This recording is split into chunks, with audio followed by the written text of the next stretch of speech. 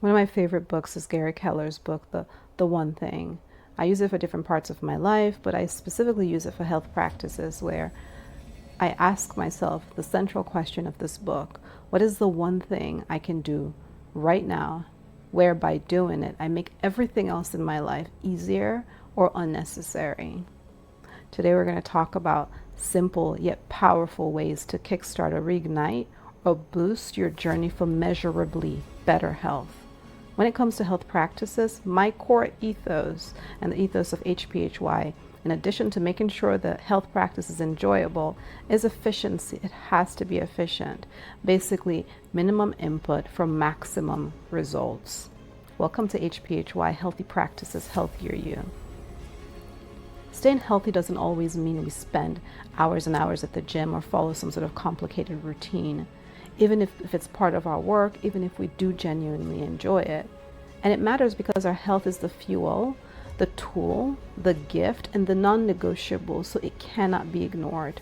But it's a pathway to make time for the people and things that give our lives meaning, like our loved ones and being present with them, or pursuing certain ideas, or having time alone to enjoy your thoughts, or whatever your thing is.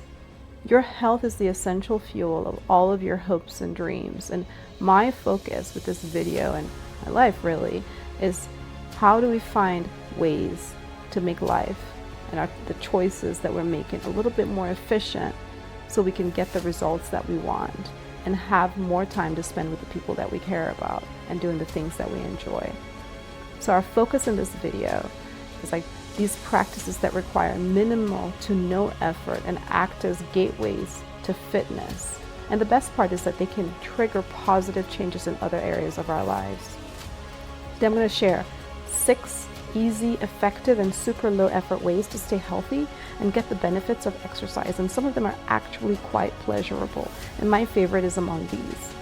These practices are also perfect for anyone looking to improve their health without a major time commitment because they allow for multitasking. The first low effort practice is walking with a rucksack or weighted vest or a backpack or any kind of weight. You have to walk during the day, yeah?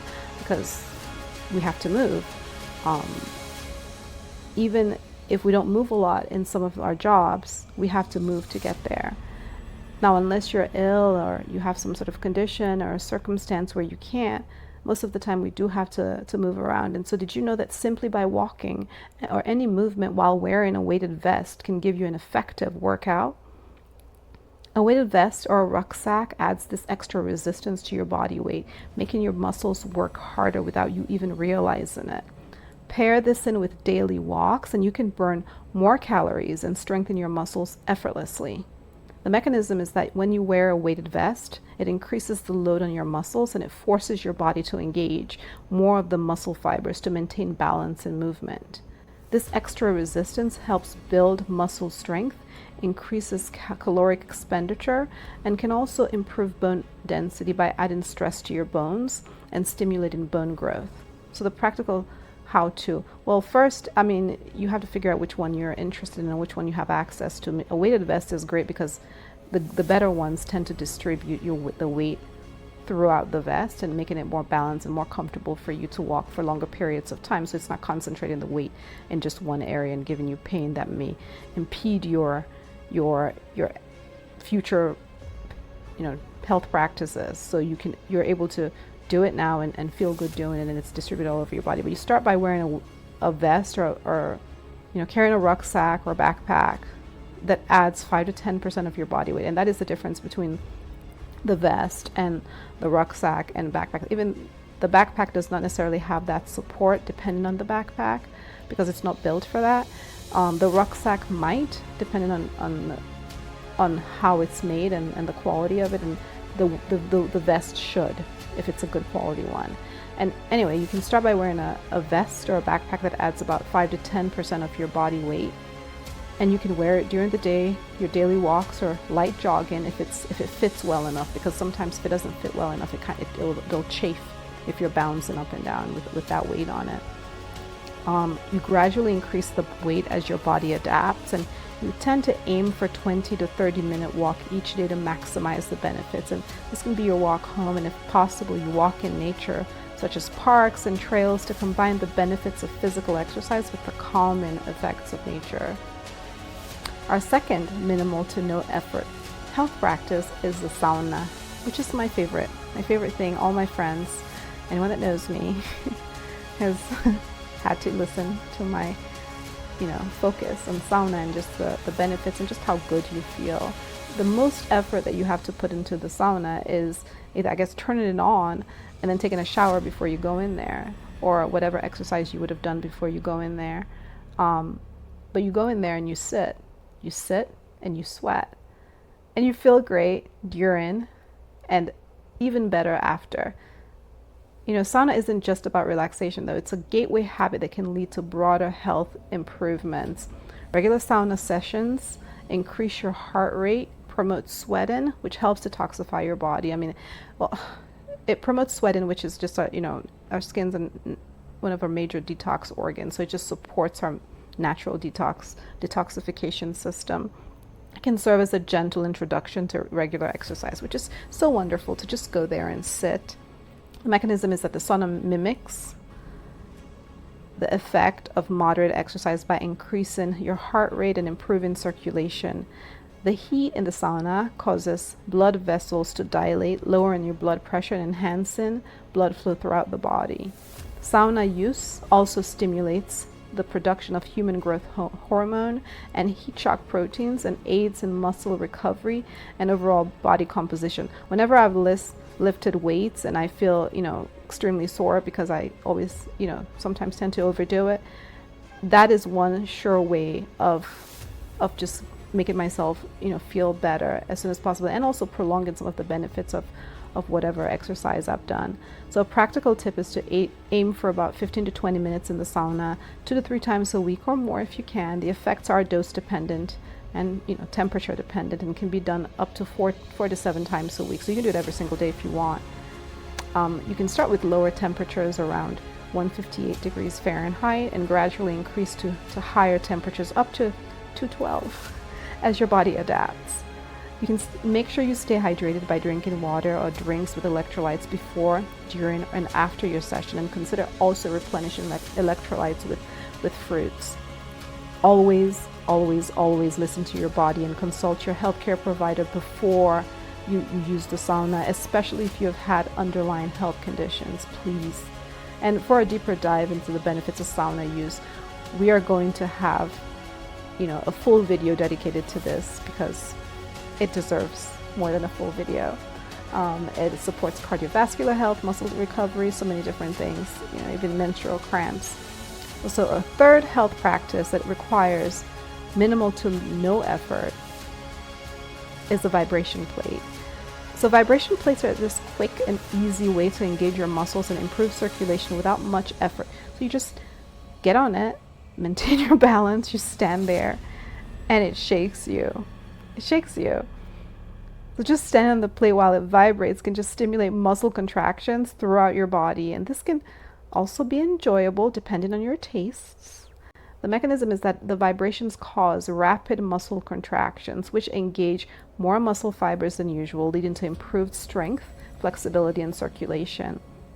The increased blood flow can also aid in muscle recovery and reduce inflammation. So a practical how-to, what do you do? You use the vibration plates for maybe 10 to 15 minutes a day. You start by standing on the plate and gradually progress into performing simple exercises like squats, lunges, or using tools like the yoga ring. It's an excellent way to complement your regular workouts routine or for quick exercise when time is short. Our next minimal effort health practice is a standing desk. Switching from sitting to standing while you work can make a big difference in your health. They had this New York Times article a while back, and some of the studies support this, of just lower life expectancy with all things being equal if you're sitting for long periods of time. So this is something to really pay attention to. A standing desk helps reduce the risks associated with prolonged sit-ins, such as back pain and decreased circulation. It also encourages small movements throughout the day, which can improve your posture and keep your muscles engaged. The mechanism is that stand-in rather than sit-in activates your leg muscles and increases blood flow. We keep hearing this increase in blood flow and the power of that, and reduces the risk of metabolic syndrome, which is a cluster of conditions that increase your risk of heart disease, stroke, and diabetes, just by standing at work. Standing can also reduce the strain on your lower back and improve spinal alignment. I have to imagine that. I'm not a chiropractor, but I have to imagine that the way you stand would matter as well. I would imagine that would have to matter. The practical, how do you stand? I guess you have to just set up a standing desk at your workplace or at home, alternate between sitting and standing throughout the day. I mean, if you don't have that option at work, I would just say, just getting up and stretch and get up and stand, even if you don't have the desk. So aim to stand for about 15 to 30 minutes every hour.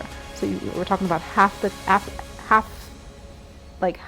the time every hour you have to just get up and stand or stretch or do some kind of movement so your body doesn't get too acclimated to sitting down. You can also add a footrest or an anti-fatigue mat, which makes the standing more comfortable. Our next low effort health practice is active commuting and walk-in meetings.